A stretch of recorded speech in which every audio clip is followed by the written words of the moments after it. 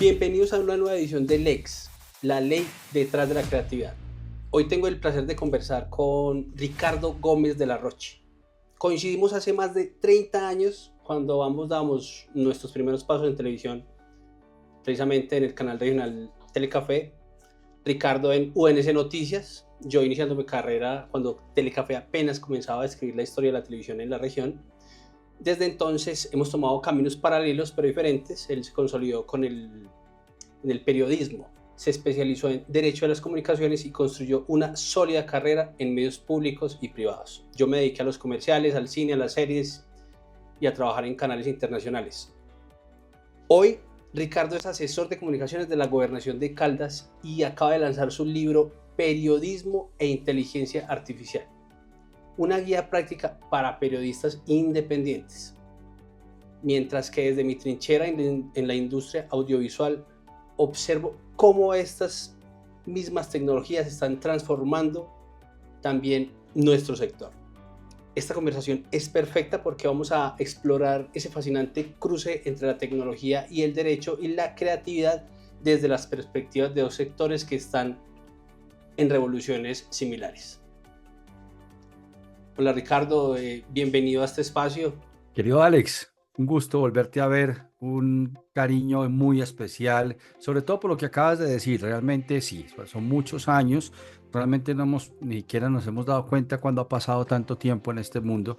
Estábamos realmente muy jóvenes, seguimos estando muy jóvenes, pero realmente en ese tiempo estamos comenzando y era otro mundo.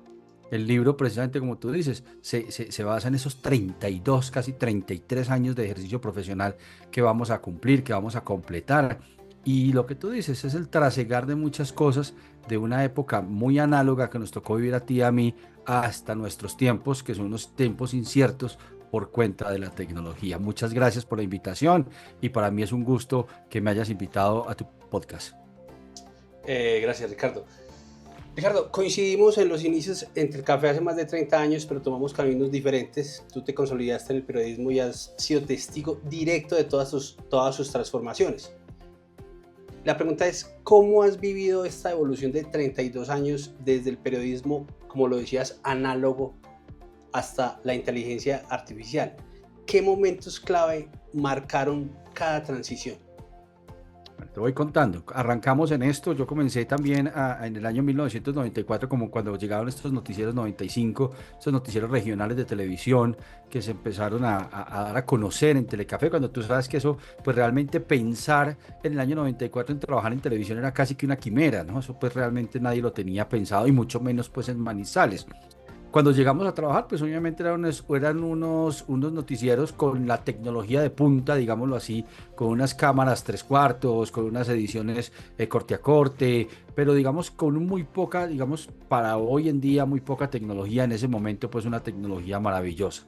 Y llegar pues obviamente a emitir desde el canal regional Telecafé pues también era un descreste. Así la sede no fuera muy bonita en el centro de Manizales, pero pues había una tecnología pues que uno decía, wow, había unos BTRs, habían un sistema de iluminación, había un estudio, había una consola de audio, había un switcher, había muchas cosas que uno decía, oh, qué buena tecnología. Luego yo empiezo a estudiar comunicación social y periodismo y también me toca una época, pues digamos que cero digital y cero análoga, porque era prácticamente la época del papel, donde realmente a nosotros nos tocó entrar a estudiar sin computadores prácticamente, o nos tocó entrar a estudiar sin computadores, nos tocó entrar a estudiar sin celulares, sin ese tipo de cosas. Y hoy en día me encuentro compañeros y coincidimos en que era muy gracioso que la clase de diagramación era en hojitas, con papelitos celofanes, haciendo triangulitos y bolitas para poder, digamos, crear una diagramación o un concepto de diagramación para un medio impreso. Entonces digamos que de ese nivel, Alex, estamos hablando de la parte como tú y yo comenzamos, que la gente no lo cree y sobre todo hoy en día que nosotros tenemos hijos adolescentes de 16, 17 años, ellos no coinciden ese mundo de nosotros en esa, digamos, en esa analogía, en esa época tan análoga. Y no estamos hablando de muchos años, pues obviamente estamos hablando de 30 años, pero es que no estamos hablando de 60, ni de 80, ni de 100, estamos hablando solamente de 30 años donde realmente muchas cosas han pasado y muchas cosas han revolucionado este mundo. Bien, tú tienes una especialización en Derecho a las Comunicaciones y eso te da una perspectiva que no tienen muchos periodistas, ¿cierto? Desde mi lado, desde la industria audiovisual, veo que muchos creadores navegan sin conocer las aplicaciones o implicaciones legales más bien. ¿Cuáles son los principales vacíos legales que enfrentan los periodistas independientes el día de hoy? Bueno, eso tiene una explicación muy chévere. Yo cuando empecé a estudiar comunicación social, me antojé de estudiar Derecho y empecé a estudiar Derecho en la Universidad de Manizales. Y me antojé por una razón muy sencilla, porque yo siempre tenía como esa vena de abogado y siempre entendí lo que tú acabas de decir de manera muy acertada, que el periodismo tiene que ir muy ligado al tema legal. Nosotros todos los días cuando hacemos periodismo o cuando hacemos producción audiovisual, que es mucho del campo tuyo, pues uno tiene que estar pegado a la parte legal, uno no se puede distraer de ese tipo de parte legal, porque cuando haces periodismo y cuando haces producción audiovisual estamos andando en una línea muy delgada de poder transgredir la ley, sobre todo del buen nombre, de los derechos de autor, del uso de software licenciado o no licenciado. O sea, siempre hay una posibilidad de cometer un error. Entonces empiezo a estudiar Derecho, no termino porque me voy a vivir a Bogotá en el año 2000-2001. Y cuando ya trato de reanudar, digamos, mi carrera, pues ya era un poco difícil por los tiempos en Bogotá, por la vida en Bogotá, por el trabajo en Bogotá. Entonces decido especializarme en Derecho de las Comunicaciones de la Universidad Javeriana. Y yo tuve un profesor en Manizales, recuerdo con mucho cariño, un profesor de la Facultad de Derecho Penal, el doctor César Augusto, siempre decía que era muy importante que los periodistas estudiáramos Derecho, porque todos los días se cometían errores grandísimos a la hora de informar, no se conocía la terminología legal, no se diferenciaba entre una denuncia una denuncia penal a una demanda civil ordinaria, o sea, muchas cosas que hacían o que hacen todavía que los periodistas cometan fuertes errores a la hora de comunicar cualquier proceso legal y cualquier proceso que se presenta en este país. Entonces, digamos que eso me llevó a eso, Alex, y me llevó pues obviamente a empezar a trabajar en ese camino y a ser profesor de legislación de medios, y no solamente en Manizales, sino en Bogotá, para poderle contar a estos muchachos la importancia de conocer por lo menos las bases del derecho aplicadas a la comunicación. Y así digamos que lo hemos venido haciendo durante muchos años y eso nos ha servido muchísimo. Eso nos ha servido muchísimo, inclusive nos ha servido tanto, Alex, que nos ha llevado a gerenciar un canal como Telecafé en el que salimos, digamos, sin ningún tipo de investigación, sin ningún tipo de señalamiento legal. Siempre lo hicimos de una manera muy cuidadosa y muy juiciosa, entre otros cargos públicos que hemos tenido. Entonces yo creo que esos complementos son muy buenos y el trabajo desde el punto de vista de articular las dos cosas, no solamente para ti como un gran productor y realizador audiovisual, sino para mí como periodista, ha sido fundamental. ¿Y cómo se va a volver fundamental ahora que no sabemos qué va a pasar con la inteligencia artificial? ¿Dónde van a quedar los derechos de autor? ¿Dónde va a quedar la propiedad intelectual? ¿Dónde va a quedar ese tipo de cosas? Porque estamos como en un limbo. Si se puede usar, si no se puede usar, si esto es mío, si esto ya no es mío, si lo que Alex produce hoy realmente mañana es público porque ya lo ha subido a una red o se lo has puesto a una inteligencia artificial, eso no lo sabemos. Entonces hay muchos vacíos legales que tenemos que empezar a caminar sobre ellos. En tu libro planteas que la IA es más que una amenaza, un gran aliado. Desde mi sector veo mucho pánico, pero tu enfoque es optimista. ¿Podrías contarnos casos específicos donde la inteligencia artificial ha potenciado tu trabajo periodístico? ¿Qué herramientas específicas recomiendas? El libro, muchas gracias Alex por la pregunta. La tesis fundamental del libro, y tú que lo adquiriste y de parte puedes darte las gracias por ese apoyo también. Ya me lo leí todo. Maravilloso. Y la tesis es esa y tú te diste cuenta, es decirle a la gente, mire, realmente quienes trabajan en empresas grandes, en grandes medios de comunicación, en grandes periódicos, en grandes revistas, en grandes canales, pueden tener un poco más de amenaza por parte de la inteligencia artificial.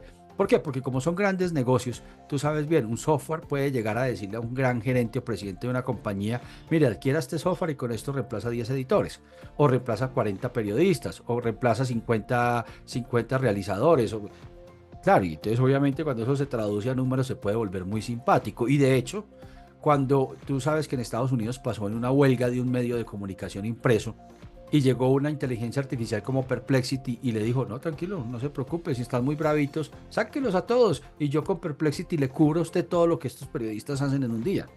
Entonces digamos que no es una tarea fácil y digamos que es irresponsable, Alex, pensar que como muchos románticos dicen que es que la inteligencia artificial definitivamente no va a reemplazar empleos. Obviamente que va a reemplazar empleos y ya está reemplazando empleos y se espera que reemplace muchos empleos más.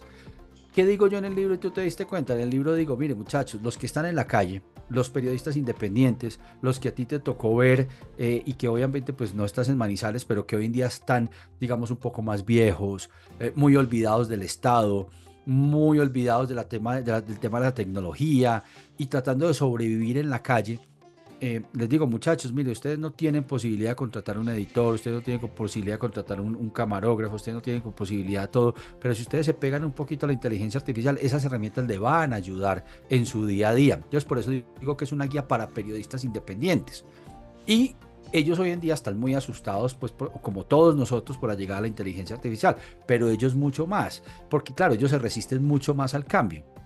Y si me permites, Alex, cuando vamos años atrás, ¿qué pasó? Cuando esto empezó como en el año 1996, que empezaron a llegar los celulares, que después ya más o menos sobre el año 2003, 2004 comenzó a llegar el Facebook y todas estas herramientas de nuevas tecnologías y redes sociales. Yo me empecé a acercar a los periodistas a decirles, muchachos, mira, aquí acabo de llegar una cosa que llama página web, acabo de llegar una cosa que llama blogs, acabo de llegar una cosa que llama Facebook. Yo no sé para qué va a servir, pero lo más importante es que vamos a tener que empezar a usar eso, porque seguramente eso va a empezar a desplazar medios de comunicación convencionales. Y muchos se enojaron conmigo. Muchos me dijeron, Ricardo, ¿usted por qué es tan apocalíptico? ¿Usted cómo me va a decir a mí que todo el ar se acabó o que se va a acabar? ¿Usted cómo me va a decir a mí que los medios de comunicación tan grandes se van a ver en dificultades por este tipo de cosas? Y le dije, bueno, para el tiempo sus razones. Y hoy, Alex, casi 20 años después, el tiempo nos da la razón. Dolorosamente, pero nos da la razón. Entonces, lo mismo pasa con este tema. Entonces ellos se resistieron mucho a cambiar, unos siguieron con sus medios, pero mire, ya hoy en día es muy normal verlos en la calle con un celular, un par de micrófonos de solapa, un trípode y una lucecita. La lucecita, haciendo lives. Entonces ellos me dicen a mí, Ricardo, le dije, mire, ustedes terminaron haciendo lo que yo les dije hace 20 años que íbamos a terminar haciendo para poder sobrevivir. Entonces lo mismo va a pasar, Alex, con el tema de la inteligencia artificial. Ellos se tienen que meter a aprender a manejar, ellos se tienen que aprender a manejar, a aprenderla a hacer, porque no sabemos la inteligencia artificial a dónde nos va a llevar. Entonces digamos que el miedo es legítimo y ese miedo yo no te lo podría decir en este momento si está bien sustentado o no, porque pues realmente todo lo que hacemos en el día a día y cuando tú aplicas una herramienta, tú dices, pobrecitos los diseñadores. Pobrecitos los periodistas, pobrecitos los redactores de libros, los editores. los editores. Mira, a mí, por ejemplo, me da mucho pesar de los traductores simultáneos. ¿Dónde van a quedar? Esa gente que se mató estudiando como 10 idiomas para poder hacer traducción simultánea y ya hoy en día prácticamente dicen que es el primer empleo que va a desaparecer, la traducción simultánea. O va a ser muy poco utilizado porque se necesita, digamos, para traducciones oficiales, que pues digamos ahí sí necesitas de una persona que te lo sustente, pero pues ya baja mucho, la tasa baja muchísimo. Baja mucho y también puede bajar mucho también la tarifa, porque si llega una IA que te va a hacer una cosa con un precio, digamos, infinitamente inferior, pues obviamente se va a caer el precio. Entonces, bueno, ahí hay muchas cosas que apenas estamos comenzando nosotros a dilucidar. Sí, complementando un poco lo anterior y siguiendo por esa misma línea, ¿cómo pueden proteger los periodistas independientes sus contenidos cuando usando estas herramientas? Vamos, ¿cuál es tu framework legal para esto, o sea, el tuyo? Muy difícil. Y te lo voy a decir en este sentido, Alex, y tú lo sabes que trabajas con tecnología. La única manera de uno tratar de blindarse mucho más es comprando software, es licenciando software. Correcto, sí, exacto. Y obviamente tú sabes los costos que eso tiene. Y obviamente la inteligencia artificial tiene unos costos altos. Si tú necesitas utilizar herramientas, son muy costosas. Obviamente hay unas que funcionan de manera gratuita, pero a ti no te está garantizando ningún tipo de protección. ¿Sí? Por ejemplo, yo utilizo mucho ChatGPT, trabajo mucho con Gemini AI, trabajo mucho con herramientas de inteligencia artificial para mi trabajo, pero yo tengo la precaución de tener los software licenciados y pagos, y los pago yo de mi mismo bolsillo, porque es que ahí está la protección de mi información. No quiere decir que yo con eso me sienta 100% seguro, pero me siento un poquito más protegido de la información que le estoy dando a la IA. Ahora, también es importante que qué tipo de información. En los seminarios que yo dicto le digo a la gente, mucho cuidado con la información que usted le dice a la IA, porque es que la IA no es el amigo confiable que usted cree.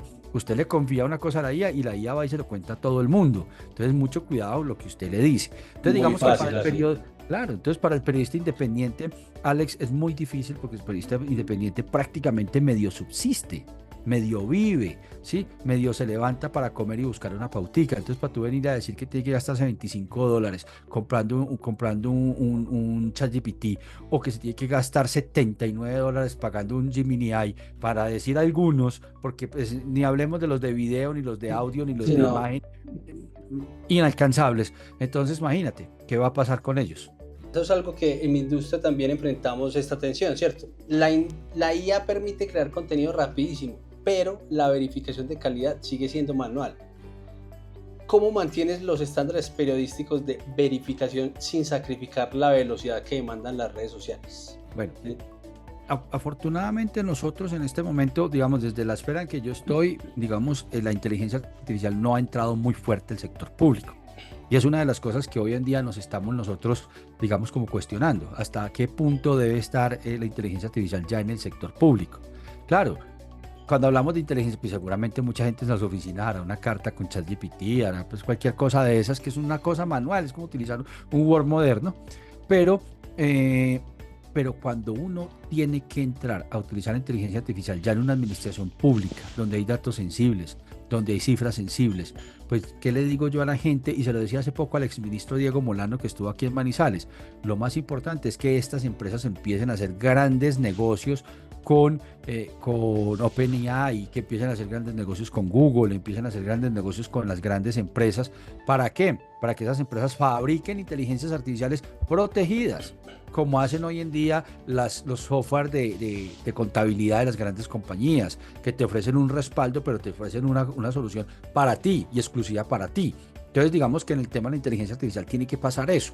Tiene que llegar estas grandes empresas, llámese alcaldías, gobernaciones, ministerios, presidencias, a hacer ese tipo de cosas, para que cuando se use la IA de manera, digámoslo así, legal, pues los datos estén protegidos, porque hoy en día yo no me quiero imaginar a un secretario de Hacienda poniéndole a la IA los datos confidenciales de una administración, pues para que le haga algún cálculo, le haga algún análisis. De Eso toda una es ciudad, no. bastante peligroso. No falta quien lo esté haciendo por desconocimiento, pero tienen que tener mucho cuidado con eso. Bueno, esta pregunta aplica para cualquier creador de contenido. Si uso IA para generar material y hay un error o problema legal, ¿quién responde? ¿El creador? ¿La empresa de inteligencia artificial? ¿Sabes de pronto qué dice la jurisprudencia actual y qué precauciones recomiendas en el área pues, de periodística? Pues Alex, nosotros encontramos realmente un serio vacío legal todavía, sobre todo en Colombia, ¿sí? En Colombia no se ha legislado muy fuerte sobre inteligencia artificial. Apenas el Congreso, pues digamos que está trabajando en unos asomos sobre el tema.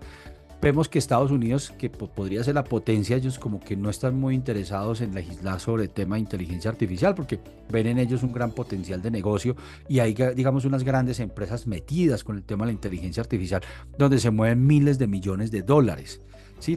Aquí lo que uno ve es que realmente se generan unas demandas como entre grandes empresas, porque entonces dicen, vea, OpenAI demandó, supongamos, a Google porque Google utilizó las cosas de OpenAI, entonces supongamos, pero mira que uno no ve realmente hoy en día, como decía el Chapulín, quién podrá defendernos en ese tema.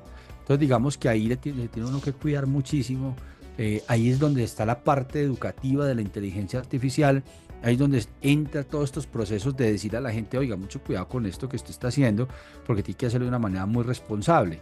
Ahora bien, uno asume que la creación que tú hagas con la inteligencia artificial, pues uno asume que es una creación tuya. Si yo le pongo un prompt ahora a ChatGPT y le digo, venga, diseñeme una imagen bien bonita de Ricardo Gómez montando en moto, no sé qué, pues yo asumo que esa imagen que me la pasó es una imagen sin ningún tipo de copyright y que yo puedo utilizarla de manera libre, ¿sí?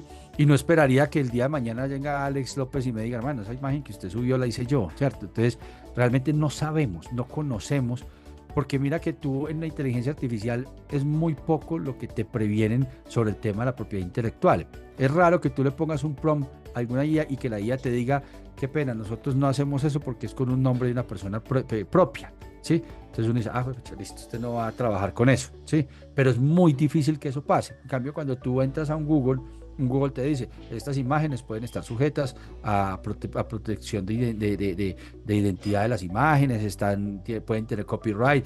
Pues ni decir, mira, cuando tú entras a YouTube y subes un video y el video no tiene música licenciada, inmediatamente te generan pues no una penalización, pero si te dicen, venga, papito, la plata no es para usted, sino que va a ser para el creador de la música. 3 strikes y le bajan el canal. Entonces ya hay, digamos, una protección, y uno ya, tú que yo hacemos contenido, ya nos cuidamos en ese sentido. Entonces uno dice, venga, si yo quiero monetizar, pues tengo que cuidarme que no vaya a infringir ningún tipo, porque en el mínimo detalle se te tira la monetización del video. Totalmente. Entonces, digamos, que uno se cuida mucho en eso. Ahora, las redes sociales han avanzado mucho en eso. Mira que a ti no te permite prácticamente TikTok hacer muchas cosas. Yo creo que ya inclusive son muy extremistas, pero realmente yo creo que en inteligencia artificial apenas estamos trasegando en ese mundo. Sí, en mi sector también debatimos si declarar el uso de IA en nuestros contenidos. Poner, digamos, la marca de agua diciendo que está realizado con inteligencia artificial. Desde la ética periodística, ¿hay alguna obligación de transparentar cuando usas estas herramientas? ¿Cuál es tu posición personal sobre esta declaración? Realmente yo diría que no desde el punto de vista periodístico, porque es que tú ahí lo que yo peleo ahí con eso es que tú lo que estás utilizando es una herramienta ofimática poderosa, ¿cierto? ¿Por qué? Porque es que la idea es que tú le pongas tu sello al asunto, y lo único que tú estás haciendo es un gran redactor que te ayuda a hacer cosas. Eso era como pensar hace unos años que tú terminabas de hacer una carta y decir, esto lo hice con Word, ¿cierto? O esto lo hice en un PowerPoint. Correcto. ¿Cierto? O esta tabla la hice en Excel. Pues realmente yo no le veo mucho sentido, porque además, ¿qué pasa?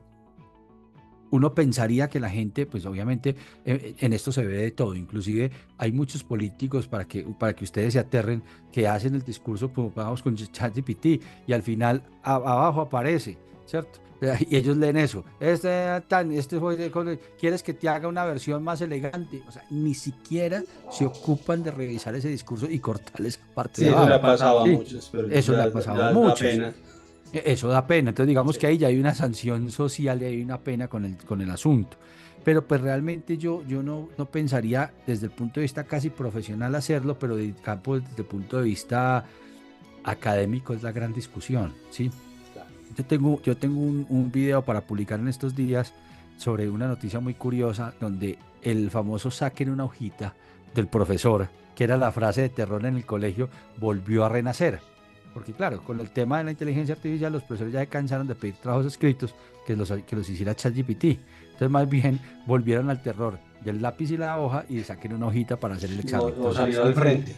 O salir al frente, los exámenes orales, exactamente. Examen oral.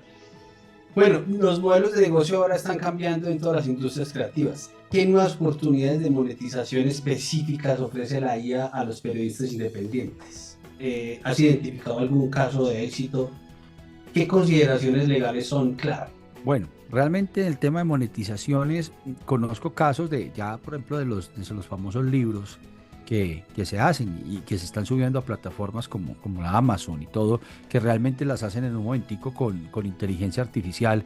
Son libros que los hacen de una manera muy rápida, no necesariamente periodistas, pero pues sí creadores de contenidos o de textos, los arman en Canva, en un segundo Canva se los diseña y los suben de una manera muy fácil a Amazon y los monetizan. Conozco casos de personas que están vendiendo libros de esa manera y pues digamos que les va relativamente bien. Entonces digamos que esos son como los casos. En el caso del periodismo colombiano, Alex, todavía no hay una gran utilización de la inteligencia artificial, digamos que a esos niveles. Yo creo que apenas, por ejemplo, en Manizales, creo yo que apenas estamos en ChatGPT.1. Sí, somos pocos los que llamamos en el 5. Entonces digamos que todavía falta mucho y que obviamente tendrán que llegar a entender los modelos de negocios. Ahora, esos modelos de negocios tendrán que entenderlos los periodistas más jóvenes, porque pues realmente para los periodistas más veteranos va a ser muy difícil entender, digamos, esa connotación de negocio de la inteligencia artificial. Ahora, desde el punto de vista legal, yo sí digo que obviamente la inteligencia artificial va a tener que llegar a una regulación. Sí, porque es que la inteligencia artificial no se puede enloquecer. Es que mira lo que pasa, por ejemplo, con Grok, que es la inteligencia artificial de nuestro amigo Musk en Estados Unidos, De que Elon. muchas veces la dejan libre y esa inteligencia artificial termina haciendo lo que quiera, termina insultando presidentes, termina metiéndose en temas políticos, puede terminar armando una guerra mundial por cuenta de un concepto de una inteligencia artificial.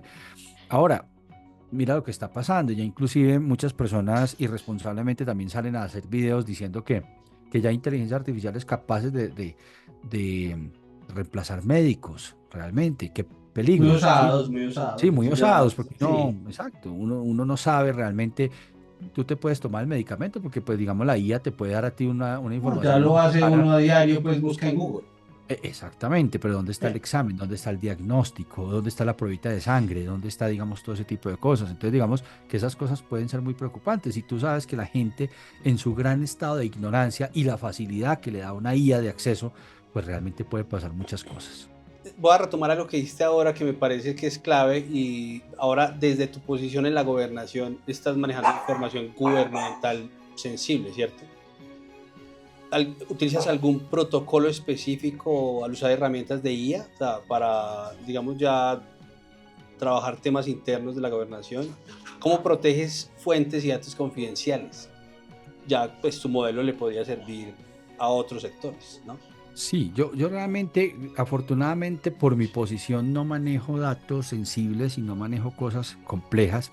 Digamos que yo utilizo más la IA desde el punto de vista laboral, de una forma, digamos más por practicidad, por agilidad, por rapidez y por exactitud, ¿sí? ¿Por qué? Porque digamos que dentro de lo que se produce diariamente en la gobernación, digamos que con eso puedo hacer verificaciones, puedo hacer, digamos, correcciones de estilo, puedo hacer, digamos, verificación de ortografías, puedo hacer, digamos, cosas que son muy básicas que podría hacer cualquier persona en el día a día, pero que no hago una utilización de ella de una manera, digamos, con un grado de responsabilidad grande.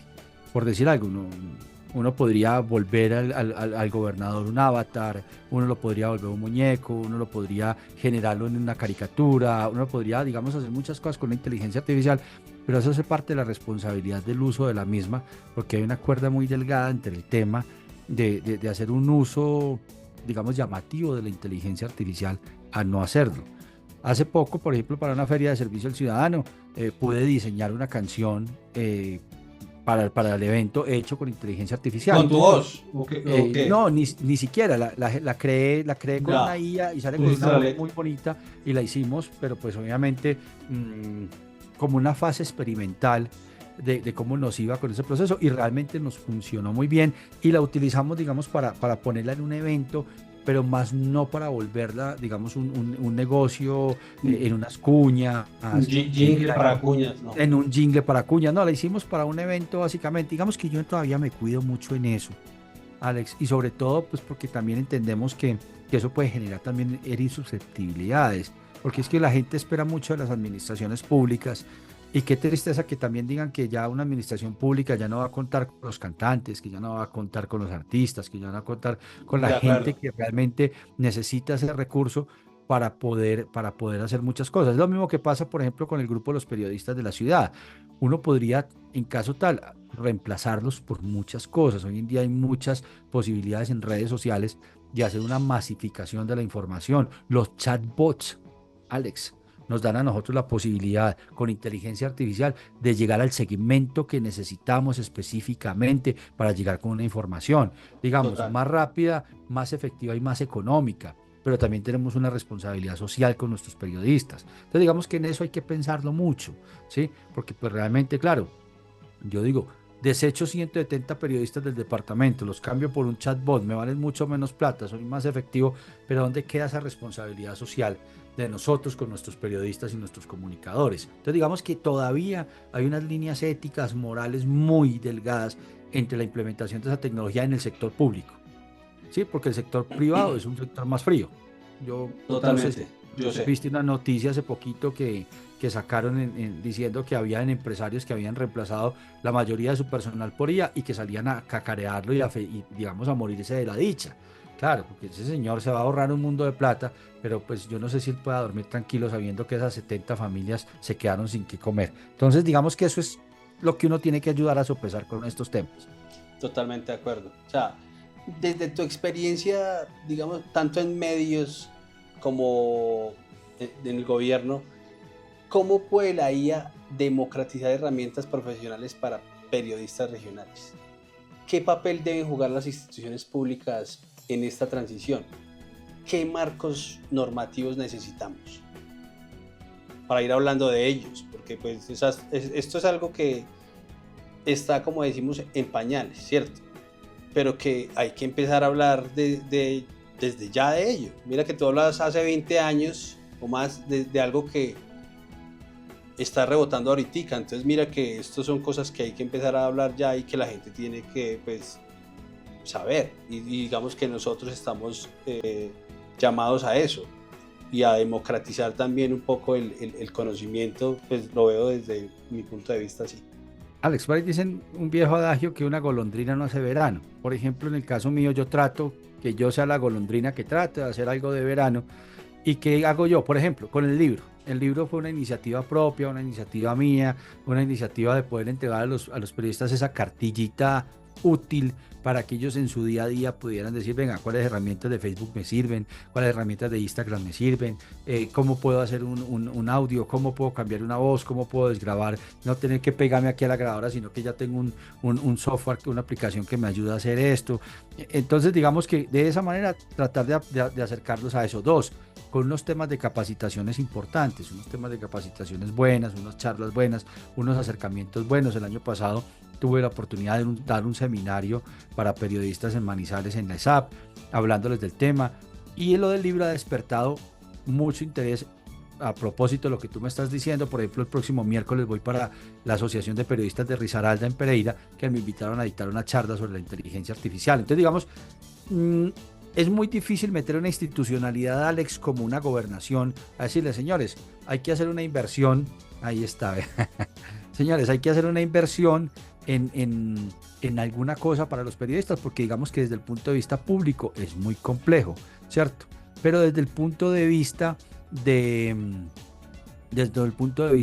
por lo menos que a mí me gusta hacerlo, lo estamos haciendo. Llegará un momento en que ojalá uno pudiera, no sé, subsidiar, uno pudiera compartir una licencia de algún tipo de inteligencia artificial, uno pudiera involucrar una asociación de periodistas y uno pudiera compartir licencias, ojalá, pero tú sabes que en lo público es muy complejo.